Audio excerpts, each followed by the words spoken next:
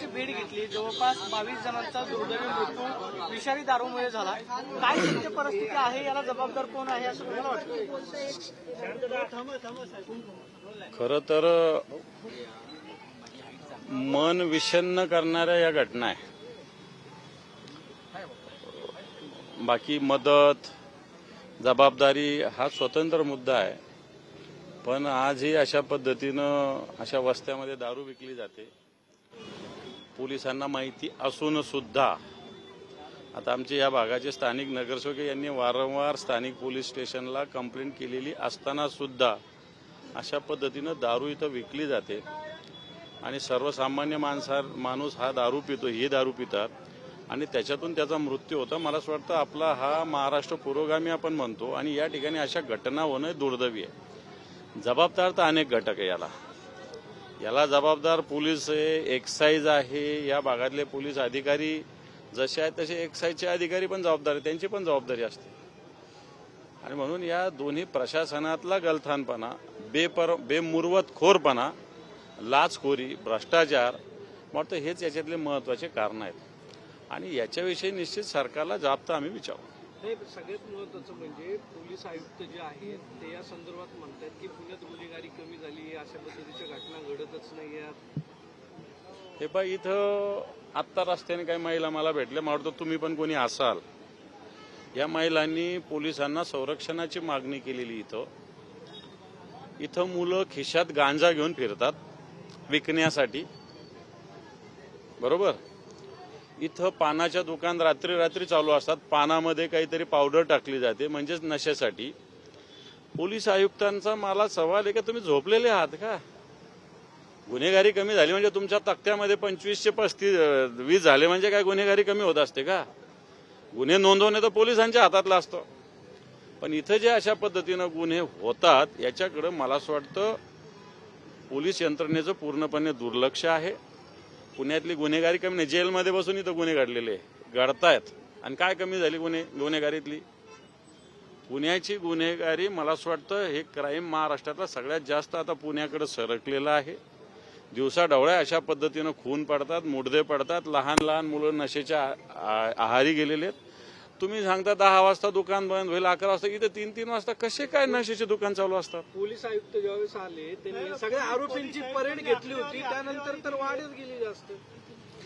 हे पहा, आरोपींची परेड घेऊन काय गुन्हे कमी होत नसतात. आरोपी महा हुशार असतात. मी आरोपी असल्यास मी 2 जणांना गुन्हा करायला सांगू शकतो ना, त्याला काय, मी इथं बसून राहू शकतो, त्याला काय प्रॉब्लेम आहे? त्यामुळे पोलीस आयुक्त कागदपत्रानुसार गुन्हे कमी झाले असेल तर झाले असतील, परंतु पुण्याचं मला असं वाटतं पुणे शिक्षणाचं माहेरघर आपण ओळखलं जातं, परंतु आज गुन्ह्याचं माहेरघर दुर्दैवाने म्हणावं लागेल. पुण्याची प्रतिमा बिलकुल खराब नाही झाली पाहिजे ही आमची भूमिका आहे, परंतु आज दुर्दैवाने गुन्हेगारांचं माहेरघर पुन्हा झालेलं आहे. अशा प्रकारची स्थिती. मेलेल्या लोकांच्या नोंदी नाही केल्यात अजूनही बऱ्याच ठिकाणी. याच्यामध्ये वेगवेगळ्या घटना आढळलेल्या आहेत. लोकांचा मृत्यू तर झालेला आहे, पण मृत्यू झालेले असताना काही जणांना हे सुरुवातीला लक्षातच नाही आलं की हा मृत्यू विषारी दारू पिल्यामुळे झालेला आहे. त्यामुळे त्यांनी बऱ्याच जणांनी, काही जणांनी हा मृत्यू नॅचरल झाला असावा या हेतूनं मला वाटतं जे काही विधी असतील ते पूर्ण केले. परंतु ज्यावेळेस या सगळ्या घटना समोर आल्या त्यावेळेस त्या नातेवाईकांच्या लक्षात आलं की ही घटना विषारी दारूमुळे झालेली आहे. मला वाटतं निश्चित प्रशासन याच्यातून मार्ग काढेल की ज्या घटना पोलीस दप्तरी किंवा ज्याचं पोस्टमार्टम झालं नाही याचा कोणत्या आधारावर, मला वाटतं याच्यातून पोलीस निश्चित मार्ग काढू शकतील. सरकारने विशेष बाब म्हणून इथल्या या सगळ्या, कारण जे लोक मृत झालेले अतिशय सर्वसामान्य घरातले कित्येक महिला आहे, या एकट्या आहेत आणि यांचं कुटुंब उघड्यावर आहे. मला वाटतं सरकारने या सगळ्या कुटुंबांना मदत केली पाहिजे, भूमिका आम्ही ठेवू आणि सरकार निश्चित घेईल असं वाटतं. अजित पवार गेल्यानंतर तुमची मागणी काय आता या सगळ्या घटनांना? सगळ्यात आधी तर असे जे काही इथे एक्साईज आणि पोलीस मधले जे अधिकारी, काही एक्साईजच्या अधिकाऱ्यांना सुद्धा एक्साईजचे अधिकारी वाचवतात अशी सुद्धा आमच्याकडे काही जणांनी माहिती दिली. या भागातले संबंधित जे कोणी एक्साईजचे ऑफिसर आहेत त्यांच्यावर कारवाई होत नाही. कारवाई एकट्या साध्या इन्स्पेक्टरवर एक्साईजच्या किंवा पोलिसांच्या करून चालणार नाही. मोठ्यांचे आशीर्वाद असल्याशिवाय या घटना होत नाही. एक्साईजच्या पण एक्साईजचा एखादा साधा निरीक्षक त्याला सस्पेंड करून होणार नाही. मला वाटतं इथले जे कोणी एक्साईजचे अधिकारी असेल जिल्ह्याचे हे सुद्धा याला जबाबदार आहे.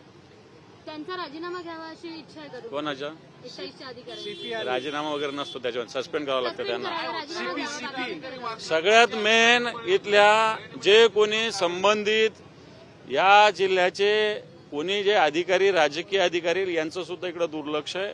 ही घटना घडलेली सर्वसामान्य माणसाच्या या दुःखद प्रसंगी मला असं वाटतं राजकीय या इथे सत्ताधारी पक्षाचे लोक कोणी पोहोचलेले नाही. अजितदादांची यावेळेस आठवण येते. अजितदादा असते तर तडक पोहोचले असते, तर ताबडतोब मुंबईला जरी असते बारामतीला जरी आले तर तासाभरात इथं पोहोचले असते. पण आज अजितदादाची कमतरता जाणवती. पण अजितदादाचा वारसा जाणवणारे लोक काय करतात हा पण प्रश्न आहे. ठीक आहे, थँक्यू. मला वाटतं आज आपण या विषय मला असं वाटतं आज आपण या विषयी मी बोलायला आलेलो आहे.